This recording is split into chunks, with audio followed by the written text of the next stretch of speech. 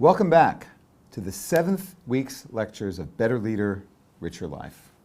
In this week's last video, I'll talk about taking the big picture and how that can inspire you and others, especially as you encounter resistance.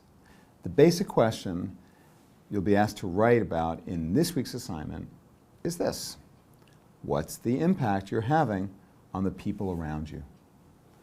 I expect you'll find it useful to ask yourself this question, for it will inform what you should do in your next steps and increase your confidence in taking them, in addition to helping you to develop insights about what it means to bring others along with you when trying to create something new.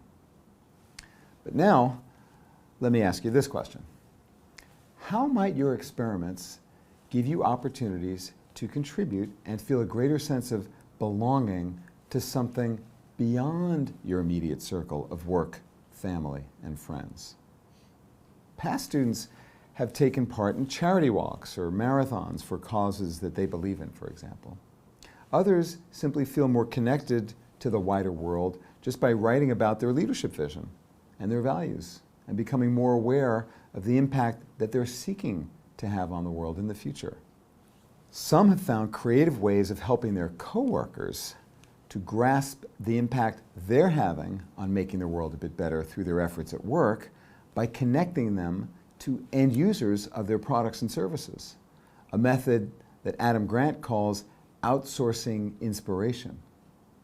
The point is this: the more you and your stakeholders feel a part of something bigger than just your immediate circle, the richer your life becomes and the more inspired you are in persevering toward your goal.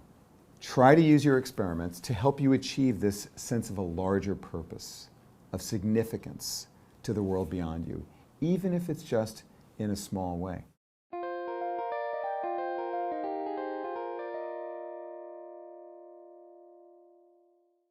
This is about extending your reach as a leader. Your attention in our course has no doubt focused on the stakeholders closest to you, those in your inner circle. As you continue progressing with different experiments, let me urge you to try to give further thought to your role in the world beyond your family, your work, and your close-in network. Leaders inspire with their passionate commitment to what they believe in and by advancing causes that are bigger than them. In some of my classes, I ask students to write and share with the class a biography of a leader they admire. Students discover again and again that the people they admire most, the people they wish to emulate, are those who have a strong and clear vision, they have pursued their passion through their work, and they've sought to make the world better for others. Not all of these people were famous. One student talked about his grandfather, who demonstrated throughout his life a passion for education, pride in his heritage, and a dedication to his community. Famous or not, all these exemplary people were inspirational because they found their calling and they saw how their actions were connected to the wider world, and they pursued their passions wholeheartedly. I encourage you to similarly think about your own purpose, keeping your leadership vision in mind, and how, through your experiments, you might be taking small steps toward having the kind of impact on the world that you imagine.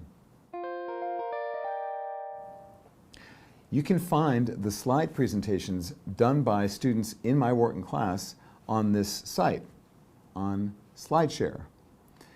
And you can subscribe to this page to get updates, which I post with the presentations from each year's new classes. In next week's lecture, I'll talk about the biographies I've written of 6 men and women of great significance in my recent book, Leading the Life You Want. I analyze their lives from the point of view of the principles in our course and show how they demonstrate the specific skills that enable people to create harmony among the different parts of their lives. These stories reveal the power of seeing beyond what you can see right in front of you as a source of inspiration. There's so much to be gained for you personally when you try to make a positive difference in your wider world. As we wrap up, I hope you now have some more useful ideas about how to succeed in your experiment and achieve wins for yourself and for others to bring them along with you. In the first part of our course, we focused on aligning your actions with your vision and values by starting with the inside-out perspective, clarifying what's important as you look at the world and its opportunities. Since then, we've emphasized how to contribute to others' success as a way of building trust and support. We've been taking the outside-in view. As you proceed with your experiment, or when you do new experiments in the future, remember, they're probably not going to work out perfectly. You'll need to continually adjust to ensure that other parties feel as though they're gaining as a result of your initiative, that they win, in other words. When you're trying something new, you've got to know what other people care about. With this knowledge of the social and the political terrain that you're navigating, you can move innovative ideas faster and with less resistance. Okay, let's briefly review the main points of what we've covered in this week's lecture. You've learned more about how to bring others along with you when you're creating sustainable change. We explored how to overcome inhibitions to taking new action, manage risk by identifying the sources of potential resistance, and be artfully political in gathering support for your ideas by aligning interests.